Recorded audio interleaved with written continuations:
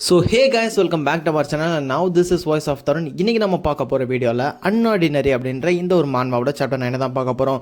Bro என்ன bro வீடியோவே போடல அப்படின்னு கேட்டிங்கன்னா, சாரி கேஸ், கொஞ்சம் பர்சனல் இஷ்யூஸ் அதிகமாக இருக்குது. பட் இன்றைக்கே வந்து லேட் ஆகிடுச்சு. ஆல்மோஸ்ட் இப்போ நான் வீடியோ அப்லோட் பண்ண டைம் 8 கூட இருக்கலாம். பட் 8 மணி ஆனாலும் பரவாயில்ல, அந்த கண்டினியூட்டி டெய்லியும் ஒரு வீடியோன்றதை மெயின்டைன் பண்ணி ஆகணுன்றதுக்காக தான் 8 மணிக்கு வீடியோ போடுறேன். ஸோ இது நாளைக்கு வியூஸ் பண்ணாலும் ஒன்றும் பிரச்சனை கிடையாது. ஸோ பார்த்துக்கலாம். எப்படியும் பார்க்க போகிற ஒரு 5 பேர், நீங்கள் 5 பேர் மட்டும்தான் பார்க்குறீங்க. அதை நினச்சி கொஞ்சம் வருத்தமாக இருக்குது. அப்புறம் வந்து இந்த டெவில் நவர் கிரைஸுக்கு வந்து கொஞ்சம் சப்போர்ட் கம்மியாகவே இருக்குது. அப்புறம் இந்த மான்வாவோட வீடியோவும் இதுவும் எவ்வளோ வியூஸ் போகணும்னு தெரியல. அட்லீஸ்ட் இந்த வீடியோ வந்து ஒரு 20 வியூஸ் போனால் கூட எனக்கு ரொம்பவுமே பெருமையாக இருக்கும்.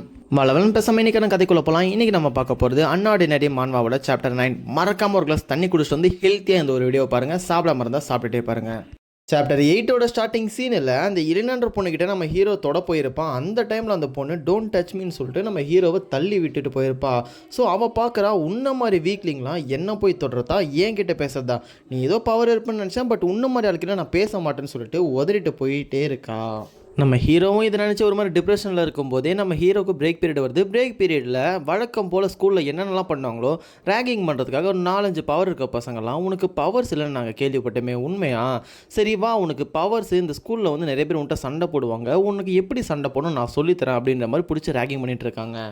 நம்ம ஹீரோவும் இல்லை எனக்கு சண்டை போட தெரியாது, ப்ளீஸ் என்ன இந்த மாதிரிலாம் பண்ணாதீங்க அப்படின்ற மாதிரி பயத்திலே சொல்லிட்டு இருக்கான். இவங்க இல்லை பரவாயில்ல நான் உனக்கு சொல்லித்தரோம் அப்படின்ற மாதிரி அவனுங்க மொத்தமாக கிட்ட வர அடிக்கிறதுக்கு அந்த ஒரு டைமில் தான் நம்ம ஹீரோவோட ஃப்ரெண்டான சீராம் அவன் கிளாஸில் தான் இருந்திருப்பான். நம்ம ஹீரோ இப்போ தான் ஸ்டார்ட் பண்ணுறான்றதுனால, இந்த பொண்ணு நம்ம கிளாஸ் தானே, உன்னால் எனக்கு ஹெல்ப் பண்ண முடியுமா, ப்ளீஸ் இவங்ககிட்ட என்னை காப்பாற்றுன்னு சொல்ல, இந்த பச்சை கலர் மண்டை வச்சவனும், நாங்கள் பேசிகிட்டு இருக்கும்போது நீ என்னடா அவகிட்ட பேசிகிட்டு இருக்க, உனக்கு மரியாதை கொடுக்க தெரியாதான்னு சொல்லிட்டு பவர் எடுத்துட்டு அடிக்க வர அந்த ஒரு டைமில் சீரா வழக்கம் போல முறைச்சி அவங்கள அடித்து காப்பாற்றிருப்பா.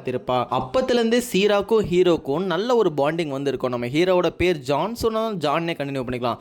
ஜானுக்கும் சீராக்கும் நல்ல ஒரு ஃப்ரெண்ட்ஷிப் இருக்குது. இந்த ஸ்கூலில் ஒரே ஃப்ரெண்ட்னா அது சீரா மட்டும்தான்.